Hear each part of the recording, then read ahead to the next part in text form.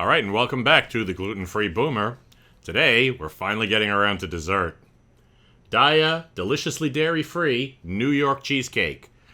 Now, this is going to be a pretty high bar for them. I'm from New York. I lived in Brooklyn for over 10 years. I have eaten my share of Junior's cheesecake, arguably some of the best cheesecake you can buy. Good enough that they ship it around the country, let's put it that way. So this has got a big mountain to climb. But, hey, let's see how it is. Let's start with the unboxing. So, let's see. Got a zipper here. Well, that was a fail.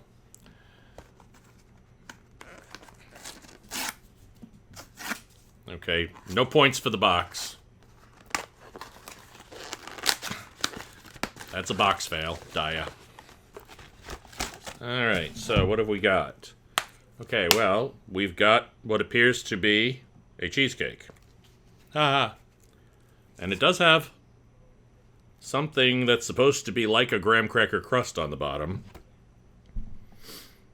I have no idea. Gluten-free crust is tapioca starch, cane sugar, coconut oil, brown rice flour, white whole grain sorghum flour, potato starch, and a whole bunch of other stuff. There's quite a lot of ingredients in this. It does have a warning that it contains coconut, so if you're allergic to coconut, this is a no-go for you.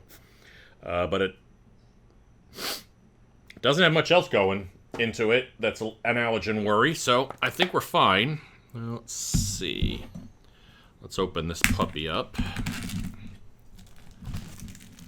We've been thawing it for a while. This is a non-cooked cheesecake.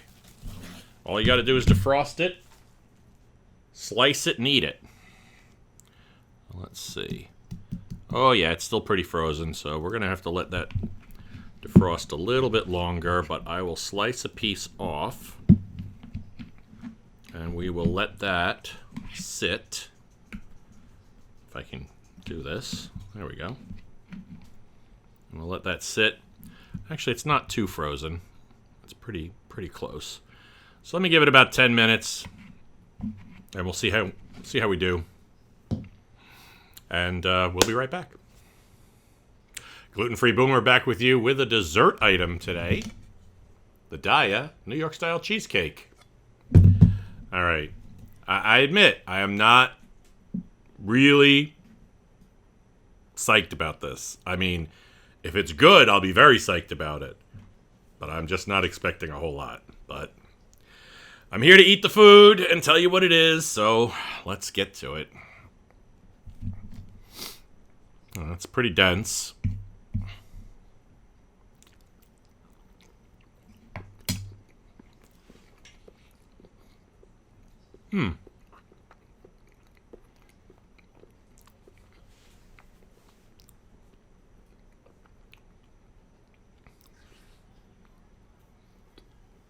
What sorcery is this?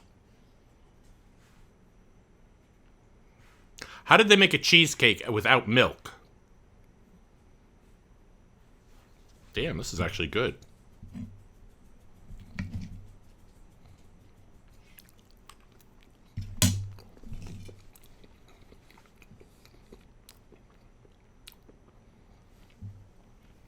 How can this be this good? Okay. Let me give you the negatives. The texture's a little bit odd. It's a little bit gummy. And there is definitely a little bit of an aftertaste that's not entirely pleasant. But this is for I'm a little blown away, honestly. This is surprisingly good. Especially for something that has a crust. I've had some cheesecakes, like legit cheesecakes. Publix makes one, our local grocery store chain. But they don't have a crust on it. The only thing that makes it gluten-free is the fact that it doesn't have a crust. It's just cheesecake.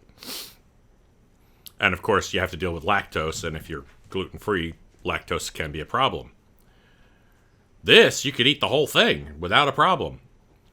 It's very sweet. I will say that. It is very sweet. But that's not necessarily a bad thing.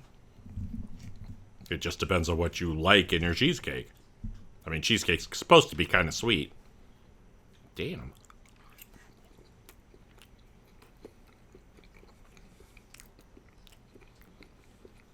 The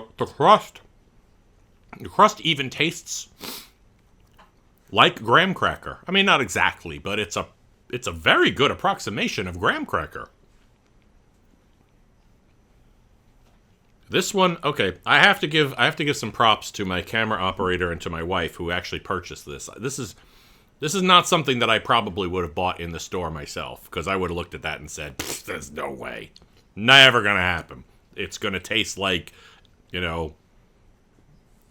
elementary school paste. And no, this is good. I would eat this again. This is not a skip it or a try it. This is a buy it. If you can get past the slight aftertaste, and I can't quite put my finger on exactly what it is, but it's not strong, and it fades pretty quickly.